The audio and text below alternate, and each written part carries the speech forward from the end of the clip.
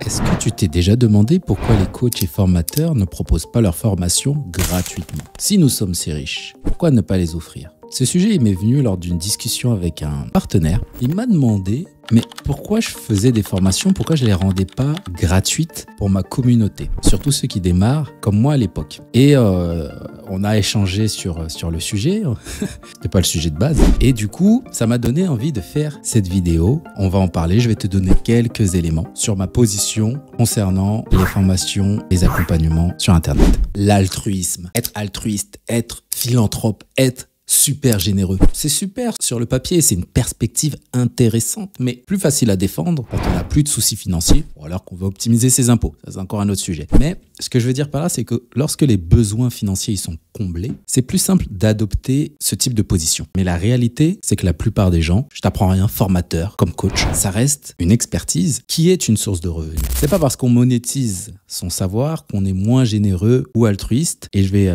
développer un peu plus tard. Et au-delà de cet aspect financier, il y a aussi un investissement en temps, en énergie, en engagement pour offrir un contenu de qualité. Je t'arrête tout de suite. Tous les contenus que tu vois un peu partout ne sont pas tous de qualité. Oui, il y a des gens, des formateurs qui vendent leurs produits, services digitalisés trop cher. C'est vrai, il y en a. Maintenant, ce n'est pas le cas de tous et généralement les escrocs, je ne sais pas comment tu veux les appeler, mais ils restent pas très longtemps sur le marché. Alors quel est le vrai coût de l'accompagnement? Quand tu partages ton savoir, c'est pas juste de la générosité comme ça, c'est un vrai travail. Préparer une formation, un accompagnement, encore plus un accompagnement, et tu sais que je prône beaucoup plus l'accompagnement que la formation, il faut répondre aux questions, il faut suivre les étudiants. Tout ça, ça demande un investissement qui est énorme en temps et en énergie. Même si je peux me permettre de ne pas être rémunéré, de pas rémunérer, ou moins rémunéré, mon temps, lui, il a une valeur. C'est comme toi. Tu as une famille, tu as des amis, tu as des activités personnelles, ça te demande du temps et le temps ne se rattrape pas. Donc, ça a une valeur. Et c'est pareil pour tout le monde. On est tous dans le même cas. Quand tu vends une formation, un accompagnement ou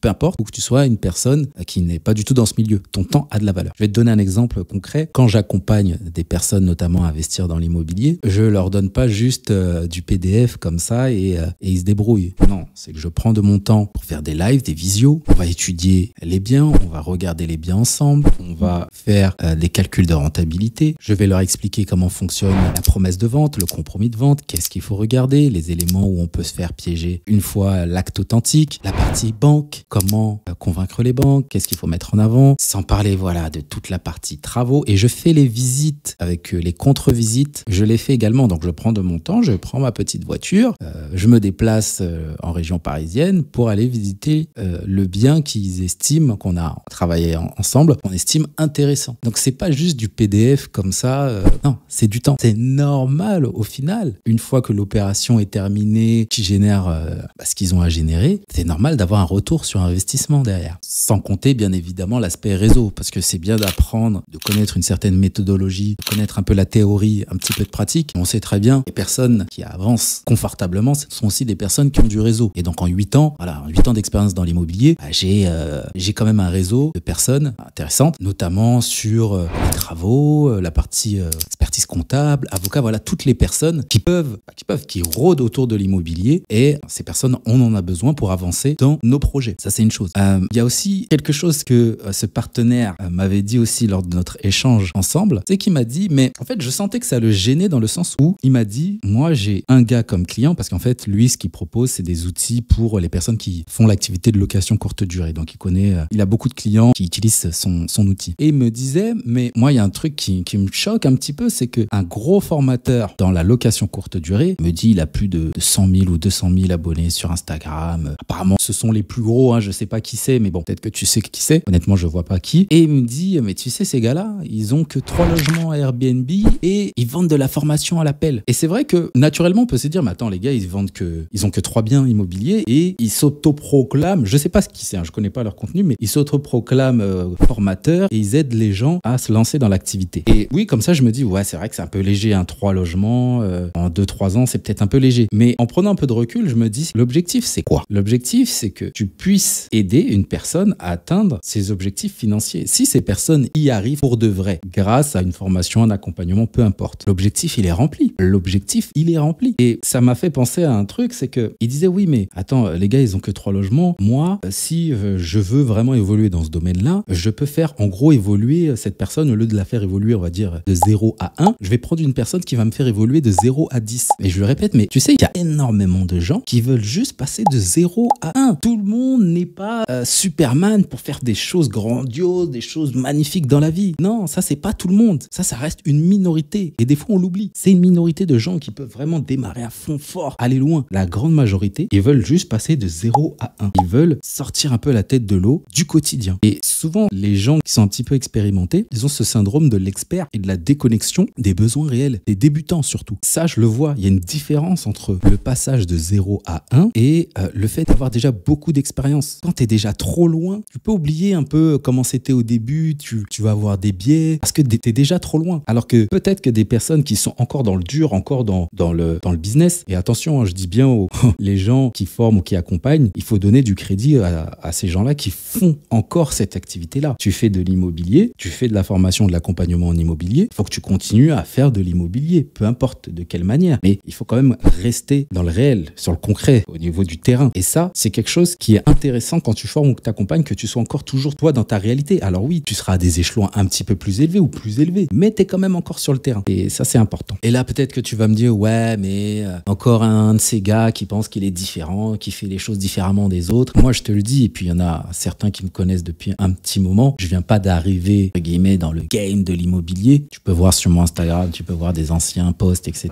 Moi, c'est l'immobilier qui fait mon train de vie aujourd'hui. L'immobilier sous toutes ses formes. Hein. Ça peut être mes nombreux investissements en colocation, de la location courte durée, des opérations d'achat-revente, de la sous-location professionnelle en location courte durée, quelques apports d'affaires. C'est ça qui fait que aujourd'hui, j'ai un train de vie qui me convient parfaitement, où je peux gérer mon temps. Le reste, c'est de la diversification. Les gens que je peux accompagner ou former, ils me rappellent moi il y a peut-être quelques années. Et comment j'en suis arrivé à de la formation, de l'accompagnement, c'est simplement des gens qui me l'ont demandé, des gens de mon entourage dans un premier temps. Et puis après, j'ai commencé à poster un petit peu sur Instagram à l'époque, 2018, 2017, 2019, où j'enchaînais. Et puis les gens m'ont demandé tout simplement, est-ce que tu proposes pas des formations, des accompagnements? Et c'est venu comme ça. Mais à la base, c'était pas un truc que je voulais faire. Et tout ça pour dire que les accompagnements et les formations, il y a ce côté, je redonne. Il faut savoir, après ça c'est ma façon de penser, ma façon de voir la vie en général, c'est bien de prendre, mais il faut savoir donner, il faut savoir transmettre. Et souvent, dans certaines cultures, certaines communautés, il peut y avoir un petit peu ce défaut de transmettre des choses. On veut garder pour soi, non, je garde mes astuces, mes contacts pour moi. Et moi, je suis pas forcément dans ça. Alors oui, je vais proposer du gratuit, hein, et d'ailleurs, parce que les vidéos là qu'on prépare, qu'on met sur Instagram, sur YouTube, ou peu importe les plateformes, c'est du gratuit. Je sais pas combien d'heures de contenu sur YouTube, sur Instagram. Allez voir sur Instagram, sur la page